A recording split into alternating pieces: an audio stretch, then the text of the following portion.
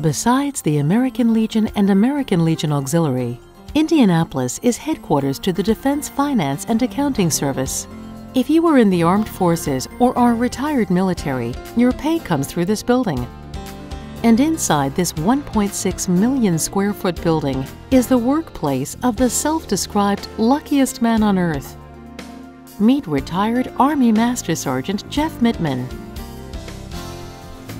I've always considered myself the luckiest man on earth. I survived. I get to grow old with my wife, spend time with my children, and watch them grow up. Not everybody gets to do that.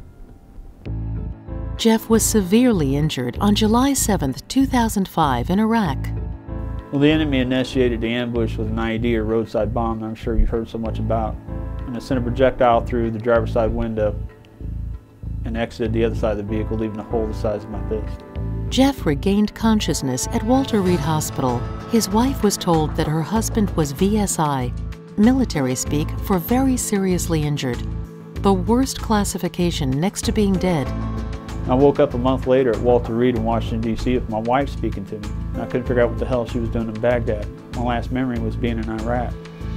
And I was confused and I was scared, and she started explaining to me my injuries. And she started at my feet and worked her way up. When she got to my head, she told me about my most severe injuries.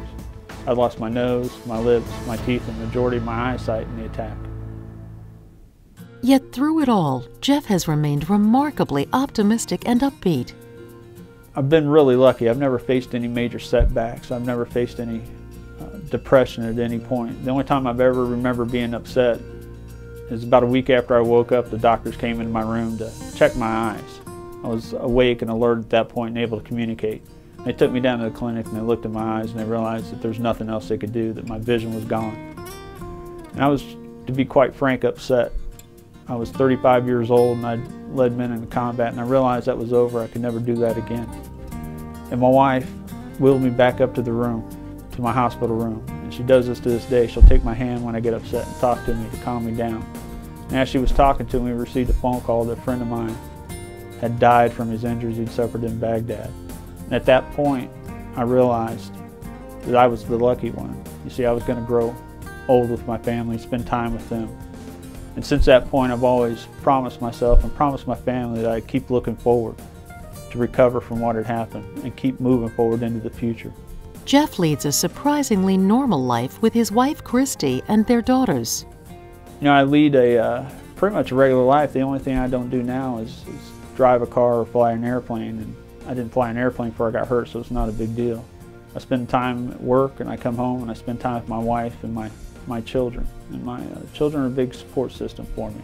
You know, sometimes you get tired and my children come running in the room yelling, "Daddy, Daddy." And I know it's time to get up and to keep moving forward. And through it all, Jeff has maintained a sense of humor and perspective on life. I've been able to move on, and I've started work on my second master's degree. And I've learned two lessons through it all. First is that I'm bomb resistant, not bomb proof. And two is that you never do anything by yourself. And through 4 tours of duty that included the first Gulf War, Afghanistan, and 2 tours in Iraq, not to mention life-altering traumatic injury, Jeff never crossed paths with the American Legion Auxiliary.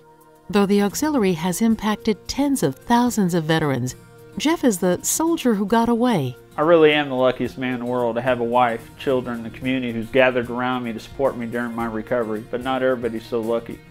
The work the American Legion Auxiliary does is invaluable. And I thank you for what you've done, but more importantly, I thank you for what you're going to do in the future. In every possible way, Jeff Mittman represents the call to recognize and assist, our faces of freedom.